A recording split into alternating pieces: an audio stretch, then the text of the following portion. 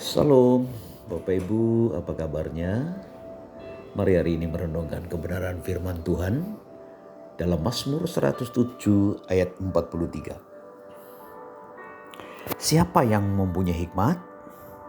Biar ia berpegang pada semuanya ini dan memperhatikan segala kemurahan Tuhan.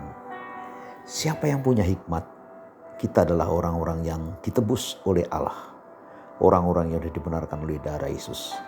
Dan biarlah ia berpegang pada semuanya nih. Apakah semuanya nih? Firman Tuhan. Dan memperhatikan segala kemurahan Tuhan. Hari ini kita belajar mengenai kemurahan Tuhan. Orang yang berhikmat pasti mencintai firman dan melakukan firman. Orang yang mempunyai hikmat adalah orang yang selalu memperhatikan segala kemurahan Tuhan, semua kemurahan Tuhan. Kemurahan Tuhan itu seperti apa? Kemurahan Tuhan itu bukan murahan. Kemurahan Tuhan itu adalah bukti kasih Tuhan yang sungguh tak bersyarat dan tiada batas.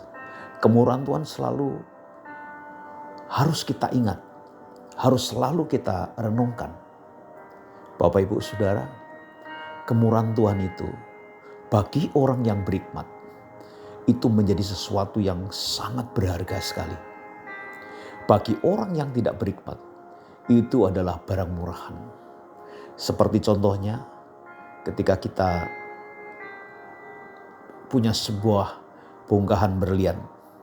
Bagi orang dewasa, itu adalah harta yang sangat luar biasa dan bisa mengubah nasib orang. Bagi anak kecil, itu dipikir barang mainan, dibuat main-main begitu saja. Orang yang dewasa imannya, dia akan menghargai dan memperhatikan selalu kemurahan Tuhan. Tetapi orang yang tidak dewasa dalam iman, dia akan mempermainkan kemurahan Tuhan. Mari kita lihat satu contoh dalam 2 Samuel pasal ke-7 ayat 18. Apakah isinya itu? Mari Bapak Ibu, saya akan bacakan ayat itu dengan baik. Lalu masuklah Raja Daud ke dalam, kemudian duduklah ia di hadapan Tuhan sambil berkata, "Siapakah aku ini ya Tuhan Allah? Dan siapakah keluargaku sehingga Engkau membawa aku sampai sedemikian ini?" Saudara-saudara, Daud tahu arti kemurahan Tuhan. Daud begitu mengalami proses dalam hidupnya, penderitaan yang begitu sangat sekali. Sehingga satu kali Daud pernah menjadi orang gila. Atau tepatnya pura-pura gila. Sampai air liurnya meleleh dan sebagainya. Kenapa? Karena begitu sulit, begitu susah apa yang dialaminya. Dan Daud menghargai kemurahan Tuhan itu. Yang jadi pertanyaan, kemurahan Tuhan itu seperti apa? Bahasa Alkitabnya adalah kebaikan Tuhan. Kemurahan Tuhan itu adalah kebaikan Tuhan. Yang mungkin saya bacakan dalam Mazmur 23 ayat 6. Kebajikan dan kemurahan belaka akan mengikuti aku seumur hidupku dan aku akan diam dalam rumah Tuhan sepanjang masa. Ini kemurahan Tuhan Bapak Ibu. Kalau kita memperhatikan firman, kita mengingat kemurahan Tuhan, apa yang terjadi? Kebajikan dan kebaikan Tuhan, kemurahan Tuhan belaka akan mengikuti aku seumur hidupku dan aku akan diam dalam rumah Tuhan sepanjang masa. Mazmur 23 ayat ke-6. Yang jadi pertanyaan, apa sih maksud kemurahan Tuhan itu? Nah ini Bapak Ibu, maksud kemurahan Tuhan yang pertama adalah membimbing kita dalam pertobatan. Nah hari ini, zaman ini adalah zaman kemurahan Tuhan. Zaman anugerah, semua terbuka begitu rupa, semua penuh kemurahan begitu rupa. Dan zaman kemurahan ini, zaman anugerah ini, seharusnya kita mulai berpikir, alangkah baiknya saya melihat diri saya seperti apa. Apakah saya benar dengan Tuhan atau tidak. Jadi maksud kemurahan Tuhan adalah memimpin kita dalam pertobatan. Dalam kitab Roma pasal 2 ayat ke-4, saya akan bacakan. Maukah engkau menganggap sepi kekayaan kemurahannya, kesabarannya dan kelapangan hatinya? Tidakkah engkau tahu bahwa maksud kemurahan Allah ialah menuntun engkau pada pertobatan. Ini maksud kemurahan Tuhan adalah memimpin kita dalam pertobatan. Bertobat bukan hanya waktu dibaptis. Bertobat itu setiap hari, setiap kali. Waktu kita salah, waktu kita tidak benar, hati kita tidak benar, kita harus cepat bertobat. Yang kedua, maksud kemurahan itu apa sih? Maksud kemurahan bagi kita adalah memberikan waktu dan kesempatan. Maksud Tuhan kemurahan, memberikan kemurahan kepada kita adalah memberikan waktu dan kesempatan kepada kita. Mari Bapak Ibu, kita lihat dalam Matius pasal 27 ayat 1 sampai ke 4. Ketika hari mulai siang, semua imam kepala dan tua-tua bangsa Yahudi berkumpul dan mengambil keputusan untuk membunuh Yesus. Mereka membelenggu dia lalu membawanya dan menyerahkannya kepada Pilatus, wali negeri itu. Pada waktu Yudas yang menyerahkan dia melihat bahwa Yesus telah dijatuhi hukuman mati, menyesallah ia. Lalu ia mengembalikan uang 30 perak itu kepada imam kepala dan tua-tua dan berkata, "Aku telah berdosa karena menyerahkan darah orang yang tak bersalah." Tetapi jawab mereka, "Apa urusan kami dengan itu? Itu urusanmu sendiri." Nah, saudara-saudara, contoh Yudas itu hanya menyesal. Perhatikan ayat ini. Pada waktu Yudas yang menyerahkan dia melihat bahwa Yesus telah dijatuhi hukuman mati, menyesalah ia, tapi dia tidak bertobat. Yudas dikasih waktu oleh Tuhan dan kesempatan, tapi waktu dan kesempatan dia tidak pakai sama sekali.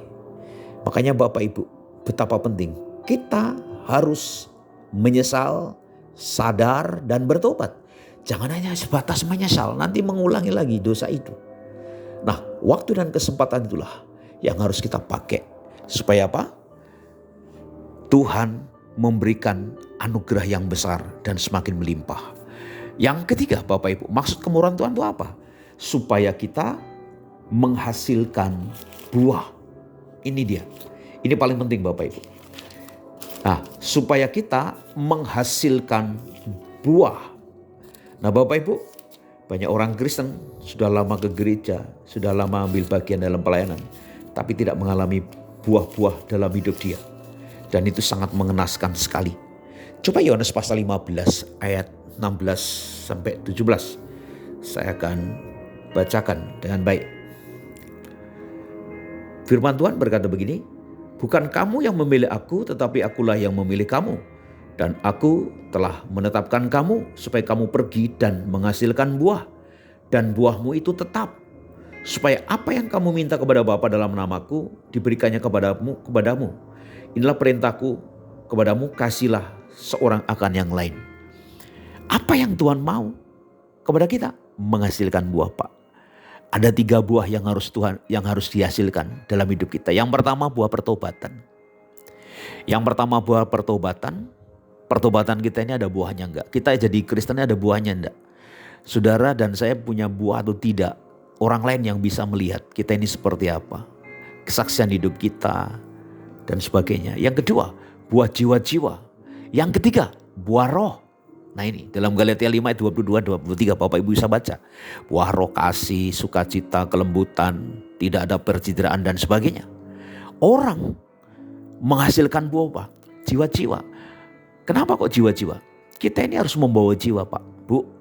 Kalau kita sudah mengalami Kristus dan Kristus melawat hidup kita, apa yang kita alami pasti tidak tahan. Kita harus cerita sama orang. Dan ketika cerita sama orang, aku mengalami Yesus seperti bla bla bla bla ini. Dan orang akan tertarik dengan apa yang kita alami. Nah Bapak Ibu, ini yang 3 hal ini harus kita pegang baik-baik. Kemurahan Tuhan. Dan apa sih yang harus kita buat Bapak Ibu? Perhatikan. Kemurahan akan terjadi kepada siapa? Orang yang murah hati. Akan diberikan kemurahan dalam Matius 5 ayat 7. Kemurahan akan selalu mengikuti kita. Kita bukan hanya mengingat saja, tetapi orang yang murah hati akan diberikan kemurahan. Yang kedua, kemurahan akan selalu bersama kita terus. Apa yang harus kita buat? Yang kedua, selagi masih ada waktu, gunakanlah kesempatan untuk berjalan, untuk berbuat baik bersama Tuhan. Ada satu ayat firman Tuhan yang sebagai ayat penutup kita Bapak Ibu ya. Dalam Galatia pasal 6 ayat ke-10. Karena itu selama masih ada kesempatan bagi kita. Perhatikan, selama masih ada kesempatan bagi kita, marilah kita berbuat baik kepada semua orang, tetapi terutama kepada kawan-kawan kita seiman. Pak, harus murah hati, engkau akan diberikan kemurahan. Ada waktu, masih kesempatan, mari kita berbuat baik kepada semua orang, terutama kepada kawan-kawan kita seiman. Maka kemurahan Tuhan akan selalu bersama kita. Terima kasih Bapak Ibu, doa saya Bapak Ibu diberkati di mana-mana. Usaha pekerjaanmu diberkati, kesehatanmu diberkati, imanmu diberkati di dalam nama Yesus Kristus. Anak cucumu, keturunanmu diberkati. Apa yang kau pegang selalu berhasil. Kiranya kasih Tuhan menyertaimu buat hari ini.